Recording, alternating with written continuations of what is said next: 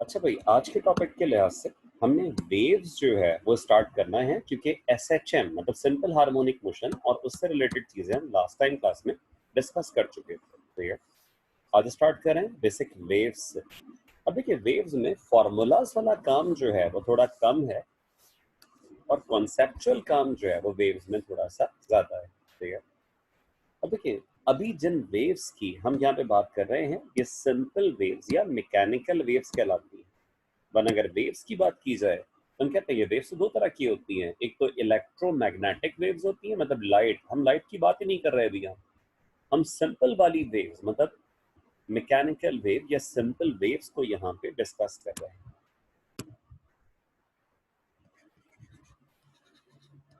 Waves कहें या mechanical waves लिखते हैं, एक ही चीज।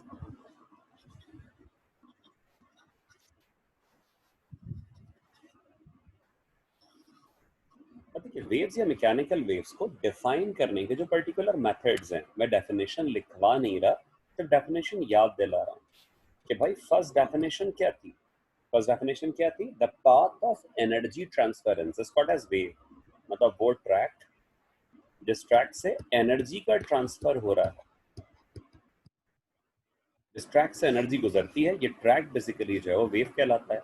एक कॉन्सेप्ट ये, ठीक है, कि the path of energy transfer या track of energy transfer is called as wave.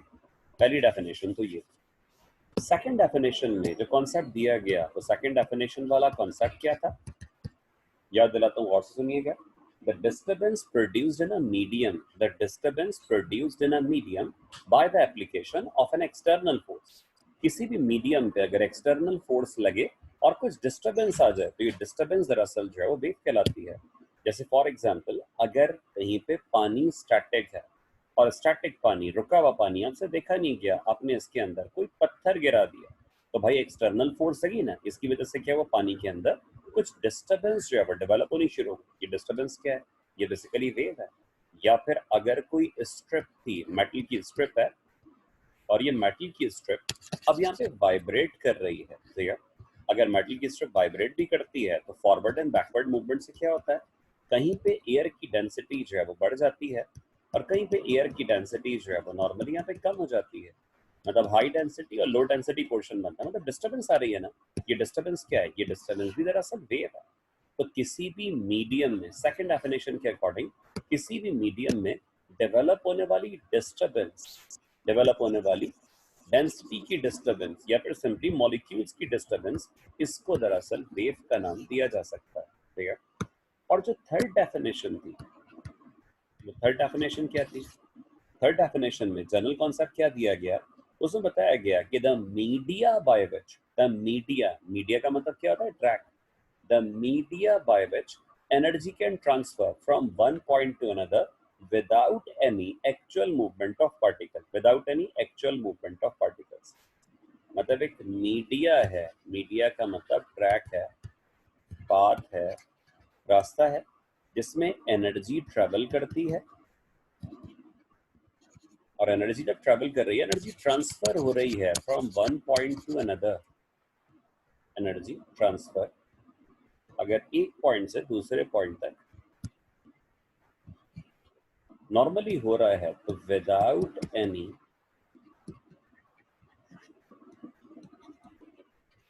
Actual movement of particles, यानी without any actual movement of particle. Actual movement नहीं होती, सिर्फ कोलिजनल मूवमेंट होती है। मतलब क्या कि भाई फॉर एग्जांपल, यहाँ पे अगर कुछ मॉलिक्यूल्स हैं, आपने कुछ बोला, आपके गले के मसल्स में वाइब्रेशन हो, तो वाइब्रेशन की वजह से अगर फोर्स लगेगी, तो ऐसा थोड़ी है कि किसी कानों पे जाके मॉलिक्यूल टकरा गया एकदम से। सिर्फ ये मॉलिक्यूल क्या है, अगले मॉलिक्यूल से कोलिजन करके वापस आ रहे हैं, एनर्जी आ जाएगी उनमें मॉलिक्यूल में, तो ये अगले मॉलिक्यूल से और कोलिजन करके वापस आ रहे हैं। मतलब मॉलिक्यूल की एक्चुअल मूवमेंट नहीं होती, सिर्फ कोलिजनल मूवमेंट होती है। और जिस तरह से सॉलिड में कंडक्शन से हम कहते हैं ना हीट ट्रांसफर होता है, इसी तरह से यहाँ पे भी कोलेजन के थ्रू सारा एनर्जी का जो है वो ट्रांसफर हो रहा है, ठीक है। तो थर्ड डेफिनेशन सबसे ज्यादा तरीके से समझने की डेफिनेशन है कि द मीडिया, मतलब path by which energy can transfer without any actual movement of particles. Particles की एक्चुअल मूवमेंट नहीं होनी चाहिए, सिर्फ कोलिजनल मूवमेंट होनी चाहिए। इस तरह के ट्रैक्स को फिर हम बेसिकली वेव का नाम दे सकते हैं, ठीक है। तो भाई वेव को डिफाइन करने के जनरल मेथड जो थे वो जनरल मेथड्स ये थे। अब हम यहाँ पे वेव की टाइप्स की बात करते हैं कि भाई वेव की टाइप्स कौन कौन सी, जनरल वेव्स के लिहाज से वेव की टाइप्स कौन कौन सी होती हैं, जरा बताइएगा। हाँ बच्चों जरा मैसेज करें और मैसेज करके बताइएगा वेव की टाइप्स कौन कौन सी होती हैं। ट्रांजिशनल, अच्छा, transverse wave, mechanical wave, electromagnetic. अच्छा रफेदा ये बात तो हमारी हो चुकी ना कि बेसिक वेव की दो टाइप्स हैं, मैकेनिकल और इलेक्ट्रोमैग्नेटिक। इलेक्ट्रोमैग्नेटिक वेव्स क्या है, जिनको ट्रैवल करने के लिए मीडियम नहीं चाहिए होता, हम उसकी बात ही नहीं कर रहे, लाइट की हम बात ही नहीं कर रहे। हम ये वाली जो वेव्स है ना, हम मैकेनिकल वेव्स की बात कर रहे हैं।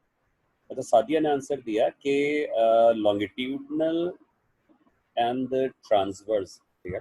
इसको थोड़ा सा और क्लियर करके पढ़ लें। वेव्स की बेसिकली दो टाइप्स होती हैं। जैसे वेव्स की एक टाइप होती है बेसिकली यहाँ पे स्टेशनरी वेव,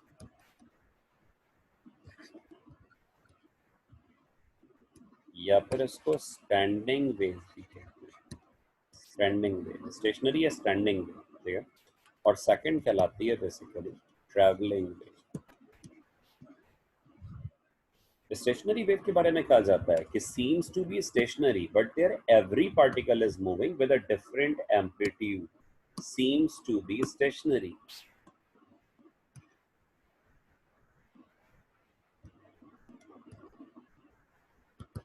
सीम्स स्टैटिक मतलब लगती हैं, फील होती हैं स्टैटिक, बट वाइब्रेटिंग एम्पलीट्यूड जो है वो डिफरेंट होता है।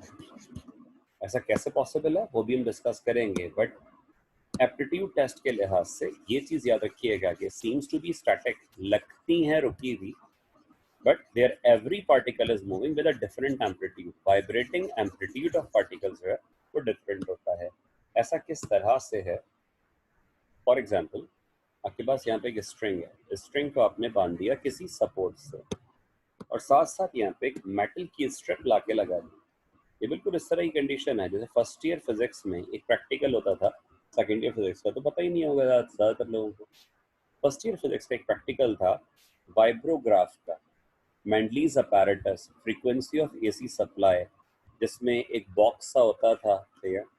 उस बॉक्स से जो है तो यहाँ पे एक बल्ब जल रहा होता था, यहाँ पे पूरा एक अरेंजमेंट होता था, मेटल की स्ट्रिप होती थी और एक थ्रेड जा रहा होता था, पुली पे से पास होता हुआ नीचे की तरफ, फिर मेटल की स्ट्रिप वाइब्रेट करती थी तो इसमें पूरे लूप लूप से डेवलप होने शुरू हो जाते थे ना। इस तरह की कंडीशन जो है वो यहाँ पे भी है, ठीक है। मेटल की स्ट्रिप वाइब्रेट करेगी तो स्ट्रिप की वाइब्रेशन की वजह से मैंडलीज अपैरेटस, बिल्कुल फायदा सही बोल रही हूँ। तो स्ट्रिप की वाइब्रेशन की वजह से क्या होगा, इसमें अब यहाँ पे लूप्स डेवलप हो जाएंगे।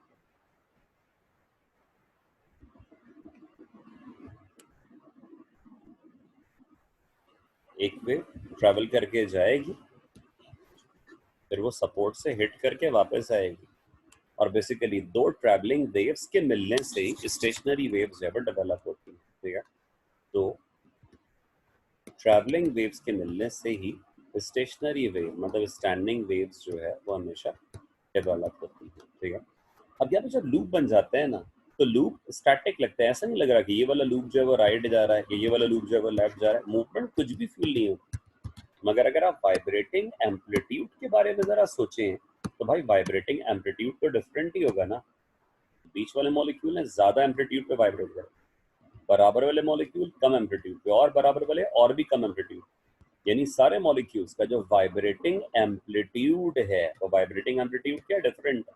इसके बराबर वाले लूप में देख लें, भाई रस्सी दूर दूर तक नजर आ रही है ना यहाँ पे, तो इसका मतलब क्या है, बीच में वाइब्रेटिंग एम्पलीट्यूड ज्यादा है, बराबर में वाइब्रेटिंग एम्पलीट्यूड कम है और बराबर में और ज्यादा कम है। यानी ऐसी वेव्स जो कि रुकी हुई लगती हैं, seems to be static but there every particle is moving with a different amplitude, are called as stationary wave या फिर स्टैंडिंग वेव, ठीक है। फिर जो सेकंड है वो ट्रैवलिंग वेव्स है। ट्रैवलिंग वेव्स की जगह पे ये मेंडीज अपैरेटस बन गया, खामा इसको हटा देते हैं। ट्रैवलिंग वेव्स के बारे में कहा जाता है कि इनकी कंडीशन क्या है, इनकी प्रॉपर्टी क्या है, basic seems to be traveling,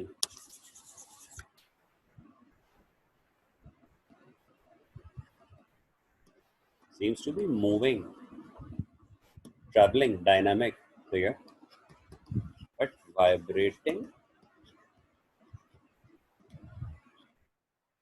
amplitude जो है यहाँ पे सेम होता है, seems to be moving but their vibrating amplitude of particle will be same। कैसे? अब यहाँ पे असल में एक साथ पार्टिकल ट्रेवल नहीं करते, स्टेप बाय स्टेप करके पार्टिकल ट्रेवल करते। एक स्ट्रिंग थी, आपने उसको सपोर्ट से बांध दी, और इस सपोर्ट से बांधने के बाद कुछ पार्टिकल्स को अंडर ऑब्जर्वेशन लिया, कुछ पार्टिकल्स को अंडर ऑब्जर्वेशन लिया। जैसे फॉर एग्जांपल बीच में कुछ पार्टिकल्स को आपने ऑब्जर्वेशन में ले लिया, सबको तो ऑब्जर्व नहीं कर सकते, और भी पढ़ना। फिर क्या किया, इस स्ट्रिंग के अंदर एक लूप डेवलप कर दिया, एक सिंगल लूप, एक सिंगल जर्क डेवलप कर दिया, ठीक है। एक सिंगल लूप अगर हमने डेवलप किया तो क्या रुक जाएगा? रुकेगा नहीं। क्या होगा, ट्रैवल करके ये पूरा लूप जो है वो आगे की तरफ जाएगा। और जो सिंगल लूप होता है, मूव करता हुआ नजर आता है, सिंगल लूप को बोलते हैं वेव पल्स। सिंगल वेव क्या होती है? वेव पल्स होती है, ठीक है। अब इसमें अगर देखा जाए तो सारे पार्टिकल एक साथ ट्रेवल नहीं कर रहे, सारे पार्टिकल्स की जो ट्रैवलिंग है वो एक साथ नहीं है, स्टेप बाय स्टेप करके वही लूप है, और वही लूप आहिस्ता आहिस्ता करके मूव करके यहाँ पे आगे की तरफ जाता जा रहा है। मगर आप वाइब्रेटिंग एम्पलीट्यूड को जरा ऑब्जर्व करिए, जितना पहले वाले पार्टिकल का वाइब्रेटिंग एम्पलीट्यूड था, उतना ही वाइब्रेटिंग एम्पलीट्यूड दूसरे का भी है, उतना ही वाइब्रेटिंग एम्पलीट्यूड तीसरे का भी है। यानी हर पार्टिकल का जो वाइब्रेटिंग एम्पलीट्यूड है वो बिल्कुल सेम है। तो इसलिए कहा गया कि ऐसी वेव्स जो कि ट्रैवल करती हुई, मूव करती हुई नजर आ रही, मूवमेंट पता चल रही है, बट बारी बारी करके स्टेप बाय स्टेप सारे पार्टिकल्स का वाइब्रेटिंग एम्पलीट्यूड बिल्कुल सेम होता है। इसको हम बेसिकली यहाँ पे ट्रैवलिंग वेव का नाम देते हैं, ठीक है। तो लिख दिया ऊपर कि भाई seems to be moving but their every particle is moving with the same amplitude, vibrating amplitude बिल्कुल सेम है। अब ये जो ट्रैवलिंग वेव्स है ना, इन ट्रैवलिंग वेव्स की दो टाइप्स होती हैं। ट्रैवलिंग वेव की अलग अलग दो टाइप्स हैं, जिसमें एक कहलाती है अब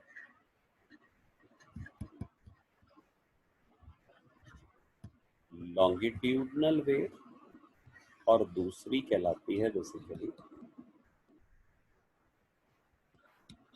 ट्रांसवर्स वेव। ये लॉन्गिट्यूडनल, ट्रांसवर्स, ये अलग अलग है। और लॉन्गिट्यूडनल और ट्रांसफर, ये जो ट्रैवलिंग वेव की टाइप्स हैं, फर्क क्या है? लॉन्गिट्यूडनल वेव में जो पार्टिकल्स हैं वो डायरेक्शन ऑफ वेव से पार्टिकल पैरेलल वाइब्रेट करते हैं, पार्टिकल्स वेव से पैरेलल वाइब्रेट करते हैं।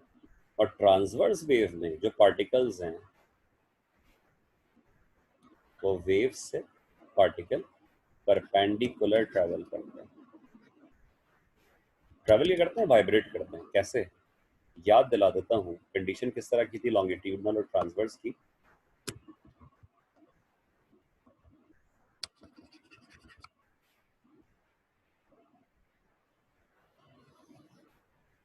यहाँ पे मेटल की स्ट्रिप है, मेटल की स्ट्रिप वाइब्रेट कर रही है। जब मेटल की स्ट्रिप वाइब्रेट करती है तो हाई डेंसिटी और लो डेंसिटी पोर्शन से यहाँ पे डेवलप होना शुरू हो जाता है। अब हाई डेंसिटी और लो डेंसिटी पोर्शन जो है वो यहाँ पे डेवलप हो रहे हैं कंप्रेशंस और रेयरफैक्शंस, कंप्रेशंस एंड रेयरफैक्शंस, ठीक है। अब हाई डेंसिटी लो डेंसिटी दोनों तरह की पोर्शंस डेवलप हो गए। इसमें जरा एक बात बताइएगा, फैक्ट बेस्ड बात है, कंप्रेशन और रेयरफैक्शंस। पहले तो और याद दिला देता हूँ कि भाई ये क्या था, कंप्रेशन तो याद ही होता है सब लोग, और ये क्या, रेयरफैक्शन, ठीक है। मतलब ये कंप्रेशन है, ये भी कंप्रेशन है, ये भी कंप्रेशन है, ये रेयरफैक्शन है, ये भी रेयरफैक्शन है। क्या कंप्रेशन और रेयरफैक्शन की विड्थ बराबर होती है, थिकनेस बराबर होती है, या किसी की थिकनेस ज़्यादा है किसी की कम भी होती है? आंसर करें जल्दी जल्दी। डिफरेंट होती है। सनाविया जब्बार सही बोल रही हैं।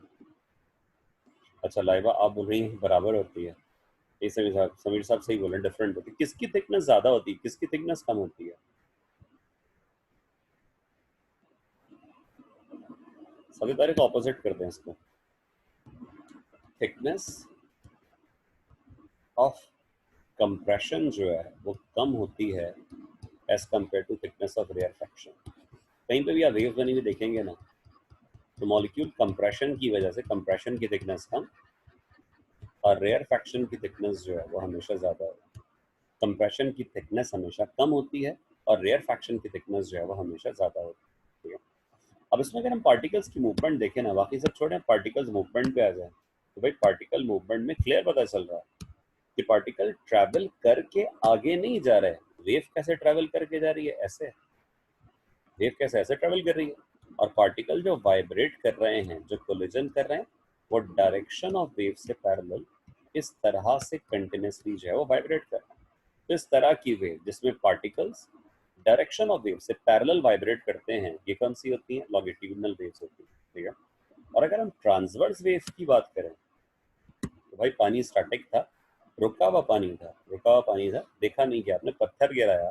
अब पत्थर गिराने से तो 360 पे वेव्स डेवलप होती, मगर हम सिर्फ एक वेव की बात कर रहे हैं जो ट्रैवल करके यहाँ पे राइटवर्ड जा रही है।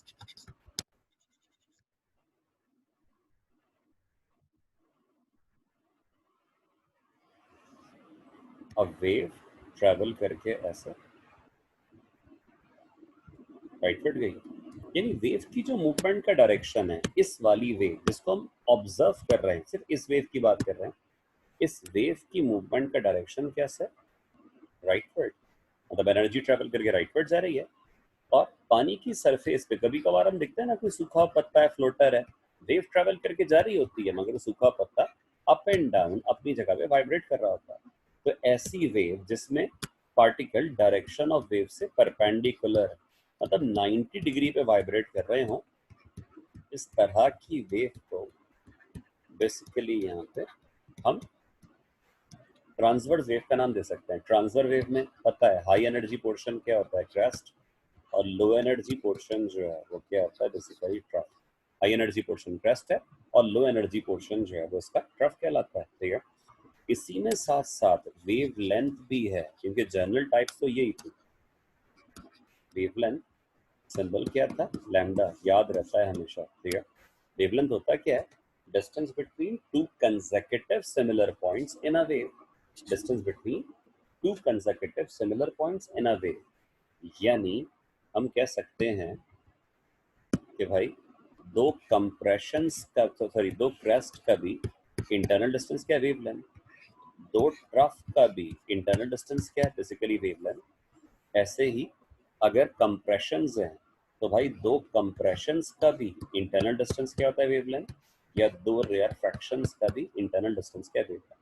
तो distance between two consecutive compressions और rarefactions is called as wavelength. ठीक है। तो ये तो बिल्कुल बेसिक बात थी। दो कंप्रेशंस या दो रेयर फ्रैक्शंस का जो इंटरनल डिस्टेंस है वो बेसिकली वेव लेंथ कहलाता है। अच्छा, वेव लेंथ और फ्रीक्वेंसी थोड़ी सी एक बात करते हैं। अब ये तो जनरल टाइप्स हो गई ना वेव की।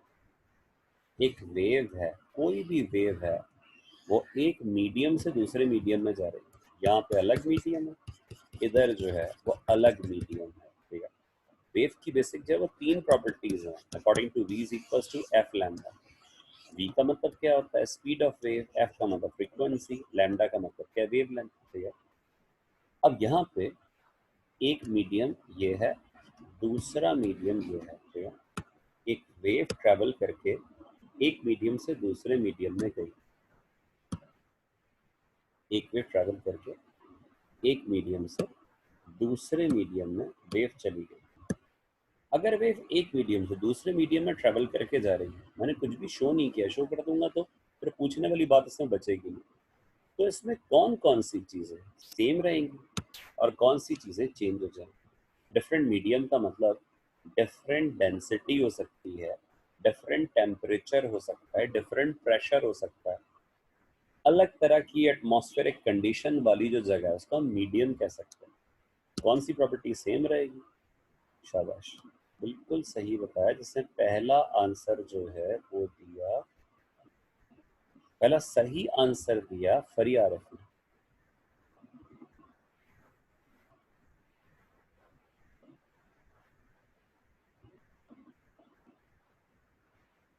हाँ, पहला आंसर फरियारफ ने दिया, बाकी भी अच्छे खासे लोगों ने सही आंसर दिया है, कुछ लोगों ने गलत भी आंसर दिया। फ्रीक्वेंसी याद रखिएगा इंसान की नेचर की तरह होती है।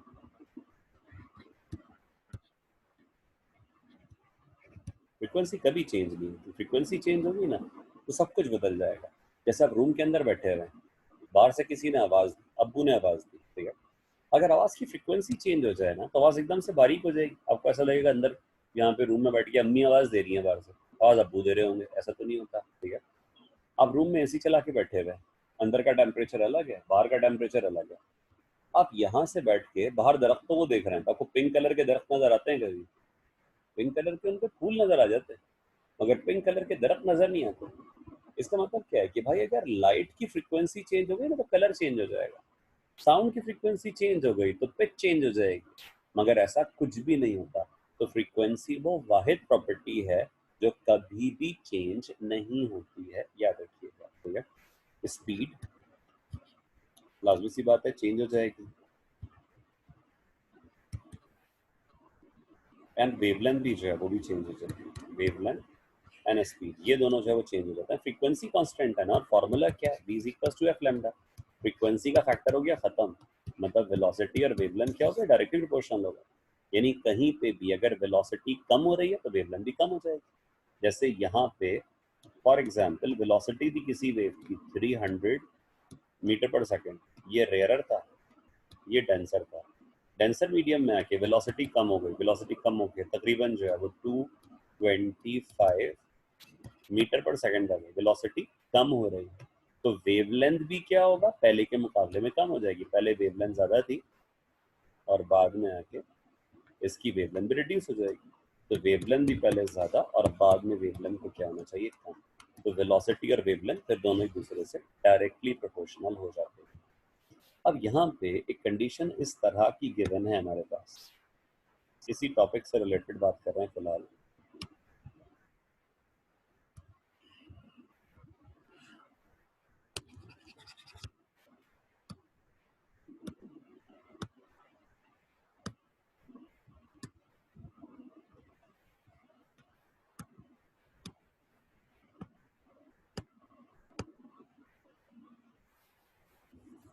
बनेगा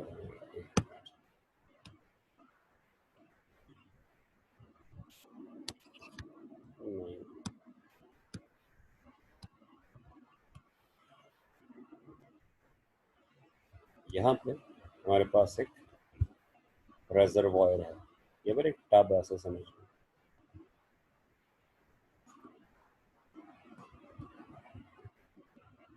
ठीक है। इसमें पानी भरा हुआ है, बट पानी के लिहाज से बता दिया गया कि भाई यहाँ पे जो थिकनेस ऑफ वाटर है ना वो सेम नहीं है, थिकनेस ऑफ वाटर सेम नहीं है, मतलब डेप्थ सेम नहीं है। कुछ पोर्शन ऐसा है जो ग्लास से फिल्ड है, कुछ पोर्शन ऐसा है जो एक ग्लास से फिल्ड है, बाकी पोर्शन ऐसा है जिसमें पानी भरा हुआ है पूरा।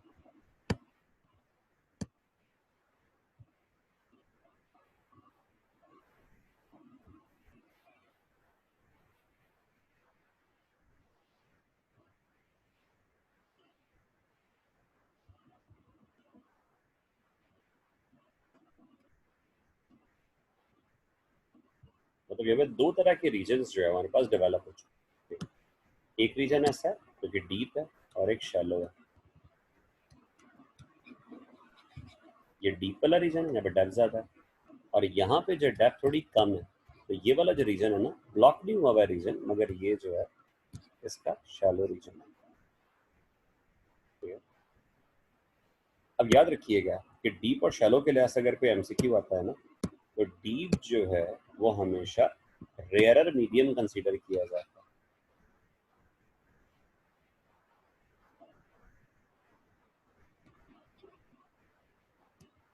और शैलो को हमेशा जो है वो डेंसर मीडियम कंसीडर किया जाता है।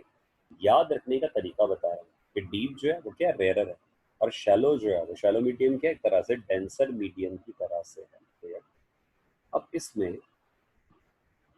इस तरह की कंडीशन है कि अगर कोई वेव ट्रेवल करके आ रही है, याद करने वाली बातें हैं कुछ ये, तो डीप मीडियम रेयरर है। रेयरर में क्या होता है, वेलोसिटी ज्यादा होती है, वेलोसिटी ज्यादा होती है, वेवलेंथ भी ज्यादा होती है। और शैलो क्या है, तो जहाँ पे कम डेप्थ है, स्विमिंग पूल में भी ऐसा ही होता है, एक जगह पे डेप्थ कम होती है और बीच वाले रीजन के बाद डेप्थ जो है बढ़ जाती है। तो शैलो जो रीजन है वहाँ पे क्या डेंसर है, डेंसर का मतलब क्या, वेलोसिटी कम हो जाएगी, और वेलोसिटी कम होने से क्या होगा, वेवलेंथ भी कम हो जाएगी। तो बाई कंडीशन अगर देखा जाए ना कि वेव्स डेवलप हो रही है, ठीक है, तो वेव्स ऐसे डेवलप हो रही हैं, यहाँ पे वेवलेंथ ज्यादा और इधर वेवलेंथ जो है वो इसकी क्या है, कम, ठीक है। तो फ्रीक्वेंसी जितनी थी पहले, जितनी फ्रीक्वेंसी थी, फ्रीक्वेंसी अभी भी उतनी रहेगी, फ्रीक्वेंसी सेम रहेगी, मगर वेलोसिटी भी यहाँ पे पहले ही कंपैरेटिवली वेलोसिटी भी कम हो रही है, और वेवलेंथ भी यहाँ पे जो है वो कम होती जा रही है, ठीक है। अब इसको ऐसे भी शो किया हुआ होता है कि पहले आपको ऐसे बताया हुआ है कि पहले जो है ना, अब ये इसके लिहाज से लाइन ड्रॉ कर देंगे हर क्रेस्ट पे, अगर लाइन ड्रॉ कर दे तो बाद में क्या है, क्रेस्ट करीब करीब आते जा रहे हैं, मतलब वेवलेंथ कम होती जा रही है, और पहले जो है यहाँ पे क्रेस्ट दूर दूर थे। अब बाई कंडीशन कहीं पे भी लिखा हुआ है ऐसे, एक डायग्राम बनी हुई है, और ये नहीं बताया हुआ कौन सा डीप है कौन सा शैलो है, ठीक है। अब डायग्राम में ऐसे शो हुआ है, एक वेव ट्रेवल करके आ रही है एक मीडियम से दूसरे मीडियम में, ठीक है, एक मीडियम से दूसरे मीडियम में वेव आई, देन अब मार्क करें कि फर्स्ट मीडियम कौन सा है और सेकंड मीडियम कौन सा, मतलब कौन सा रेयर है कौन सा डेंसर है।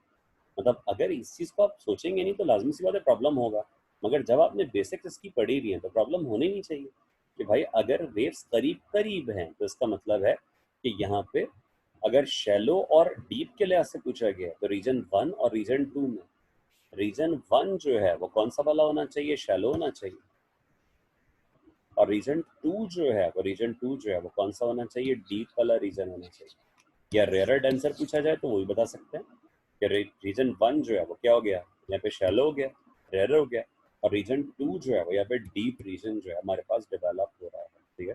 तो इस तरह की बातें अक्सर पूछी जाती हैं, तो इन्हें क्लियर रखिए। नंबर 1 जो है, बिल्कुल एग्जैक्टली, शाबाश शाबाश, और ये बात समझ में आएगी।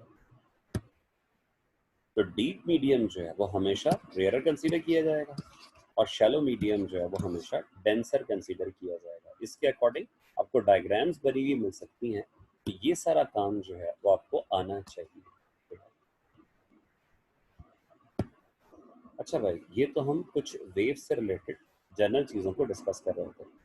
अगर हम यहाँ पे इंटरफेरेंस की बात करें, अच्छा, वेव पल्स, वैसे तो हमने एक टर्म इस्तेमाल की थी वेव पल्स, क्लियर तो होगी सब लोगों को, फिर भी हमारा सेफ साइड ऐसे ही डिस्कस कर लेते हैं कि भाई यहाँ पे एक सपोर्ट है, यहाँ पर अपने बांधी एक स्ट्रिंग, और स्ट्रिंग में एक जर्क दे दिया, स्ट्रिंग में एक जर्क दिया, सिंगल वेव डेवलप, वेव रुकेगी तो नहीं, लाजमी सी बात है, क्या होगा, ट्रेवल करके ऐसे आगे की तरफ जाएगी, और ट्रेवल करके ऐसे आगे की तरफ, कंटिन्यूसली ट्रेवल करके ऐसे आगे की तरफ जाती है। तो एक ऐसी single wave single disturbance, single wave या सिंगल डिस्टरबेंस, ये कहलाती है बेसिकली वेव पल्स।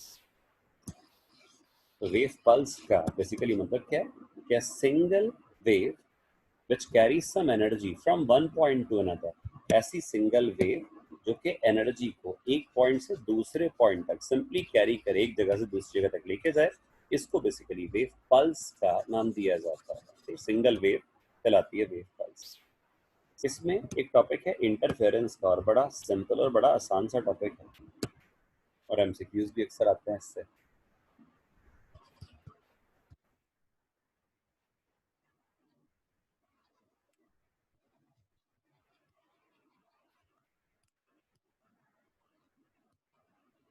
या फिर इसे हम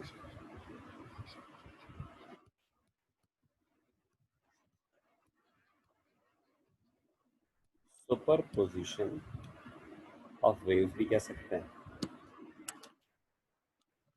एम्पलीट्यूड ऑफ वेव होता है बेटा, height of wave, amplitude of wave.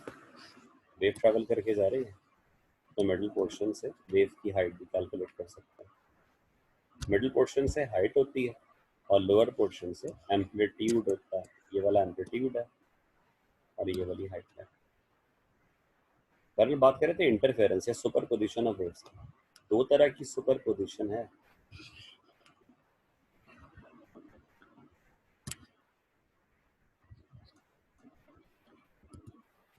Constructive या डिस्ट्रक्टिव। और वेव्स और वेव पल्स दोनों के लिहाज से ही याद रखना है। तो किसी को सवाल आया, जरा देख लेते हैं। बिल्कुल बिल्कुल। कंस्ट्रक्टिव एंड डिस्ट्रक्टिव में वेव्स और वेव पल्स दोनों के लिहाज से देखना है। अब देखिए कंस्ट्रक्टिव में पहले वेव पल्स के लिहाज से अगर बात करें, एक वेव पल्स ऐसे आ रही है, ऐसे आ रही है मतलब from the positive Y axis. दूसरी वेव पल्स भी ऐसे ही आई, दोनों पॉजिटिव वाई। इस तरह की वेव्स अगर मिल जाएं तो इनके मिलने की वजह से रिजल्टेंट वेव का मैग्नीट्यूड काफी हद तक बढ़ जाता है, काफी हद तक इंक्रीज हो जाता है। ठीक है। डिस्ट्रक्टिव में क्या होता है, एक वेव जो है, वेव पल्स का डायरेक्शन सॉरी पॉजिटिव वाई की तरफ है, दूसरी वेव पल्स का डायरेक्शन नेगेटिव वाई की तरफ है। अगर इस तरह की वेव्स मिल जाएं तो वेव मिलने से रिजल्टेंट वेव का मैग्नीट्यूड या फिर रिड्यूस हो जाता है, कम हो जाता है। ठीक है। अब एक फॉर्मूला था रिजल्टेंट वेव के मैग्नीट्यूड का, वो कहलाता है y is equals to y1 plus y2। ये सुपर पोजिशन प्रिंसिपल है।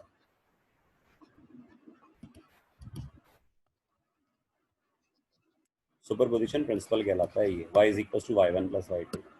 y is equals to y1 plus y2 का मतलब क्या है भाई, एक वेव की जो हाइट है वो क्या है y1, दूसरी वेव की जो हाइट है वो क्या है y2। मतलब y1 कितना है 4, y2 कितना है फॉर एग्जांपल 3। तो रिजल्टेंट वेव की हाइट मिलाकर जो है वो कितनी हो गई 7 सेंटीमीटर के बराबर। y1 प्लस y2 है। ठीक है। डिस्ट्रक्टिव में क्या है, y1 की वैल्यू फॉर एग्जांपल 4 है, y2 की वैल्यू फॉर एग्जांपल 2 है। रिजल्टेंट वेव की हाइट लगी कितनी हो गई 2 सेंटीमीटर के बराबर। ठीक है। अच्छा, इसमें एक एमसीक्यू दे दिया जाता है कि in case of destructive superposition,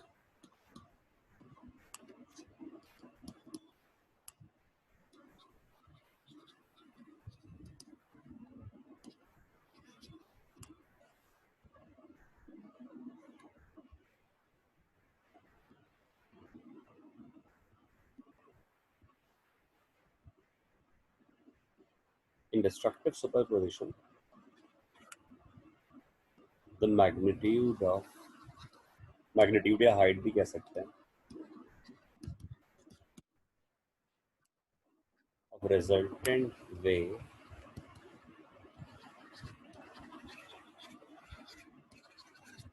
calculated by,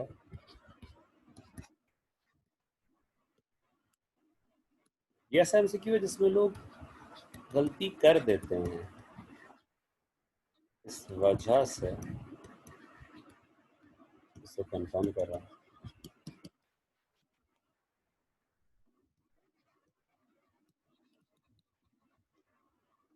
answer क्या होना चाहिए, एमसीक्यू आपके सामने मौजूद है, भले बहुत डॉक्टरों वाली राइटिंग में, गंदी राइटिंग में। इन डिस्ट्रक्टिव सुपरपोजिशन, इन डिस्ट्रक्टिव सुपरपोजिशन क्लियर कर देता हूँ।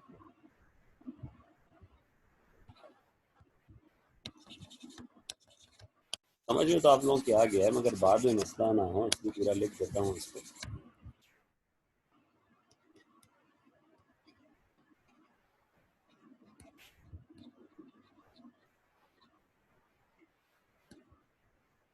In destructive superposition, the magnitude of resultant wave is calculated by, और नीचे अलग अलग ऑप्शन के बारे देख लेते हैं। सही आंसर जो है, ये आंसर छूट गया।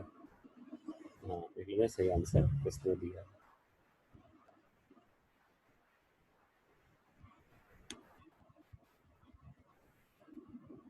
पहला सही आंसर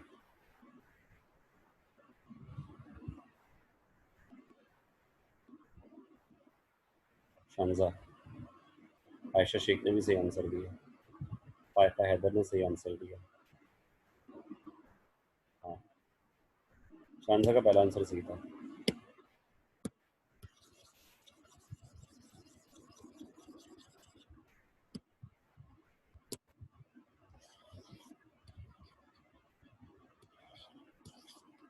शाबाश बेटा। असल में y is equal to y1 plus y2, ये सुपरपोजिशन प्रिंसिपल है। सुपरपोजिशन प्रिंसिपल कानून है, तरीका है। कानून सबके लिए एक जैसा होता है, किताबों में तो एक जैसा ही होता है। किताबों की बात करें, प्रैक्टिकल बात तो कर ही नहीं रहे ना। तो भाई y is equal to y1 plus y2 है। जब डिस्ट्रक्टिव सुपरपोजिशन की बात होती है ना, तो y2 की वैल्यू में नेगेटिव साइन लगा के सॉल्व कर लेते हैं। बात समझ में आ रही है? y2 की वैल्यू में नेगेटिव साइन लगा के सॉल्व कर लेते हैं कि भाई y is equal to y1 plus y2 तो है। अब y1 की जगह आपने रखा 4, y2 की जगह रखा -2। सॉल्व किया तो आंसर कितना गया? 2 सेंटीमीटर के बराबर। मगर सुपरपोजिशन प्रिंसिपल नहीं बदलता, सिर्फ कैलकुलेशन का तरीका बदलता है। ठीक है, ये तो कंस्ट्रक्टिव और डिस्ट्रक्टिव सुपरपोजिशन थी। एग्जैक्टली, पॉजिटिव है नेगेटिव है, बिल्कुल ऑपोजिट डायरेक्शन है। अगर हम यहाँ पे इंटरफेरेंस के लिहाज से बात करें वेव्स में, तो भाई एक वेव ट्रेवल करके ऐसे जा रही है, कंस्ट्रक्टिव और डिस्ट्रक्टिव में वेव्स की इंटरफेरेंस की बात कर रहे हैं। और दूसरी वेव जो है, अगर कंस्ट्रक्टिव इंटरफेरेंस है, कंस्ट्रक्टिव सुपरपोजिशन है, दूसरी वेव ट्रेवल करके ऐसे जा रही है, और डिस्ट्रक्टिव में दूसरी वेव ट्रेवल करके ऐसे आ रही है। और जब वेव्स एक दूसरे के सिमिलर पॉइंट से मिलेंगे, मतलब दोनों के क्रस्ट मिल गए, दोनों के ट्रफ मिल गए, तो सिमिलर पॉइंट्स मिलने की वजह से सपोर्टिव क्राइटेरिया डेवलप होता है। रिजल्टेंट वेव की हाइट या एम्पलीट्यूड या मैग्नीट्यूड बढ़ जाता है। और डिस्ट्रक्टिव में क्या होगा? जैसे ब्लू वाली वेव है, तो भाई ब्लू वेव के लिहाज से ये सारे इसके ट्रफ है, ब्लू वाली वेव के लिहाज से ये इसके ट्रफ और ये इसके क्रस्ट। इस तरह की कंडीशन अगर डेवलप हो रही है, ये इसके सारे जो है वो बेसिक ब्लैक वाली वेव के लिहाज से क्रस्ट और ये इसके ट्रफ, ऐसे मिलने से रिजल्टेंट वेव का मैग्नीट्यूड या इसकी हाइट जो है वो कम हो जाएगी। बेटे टाइम इसका ख़त्म हो गया है। आप लोगों को नेक्स्ट, हाँ बिल्कुल फायदा सही बोल रही हैं। मैं नेक्स्ट आप लोगों को लिंक शेयर करता हूँ, देन उसके बाद फिर हम आगे कंटिन्यू करते हैं। Thank you. अल्लाह।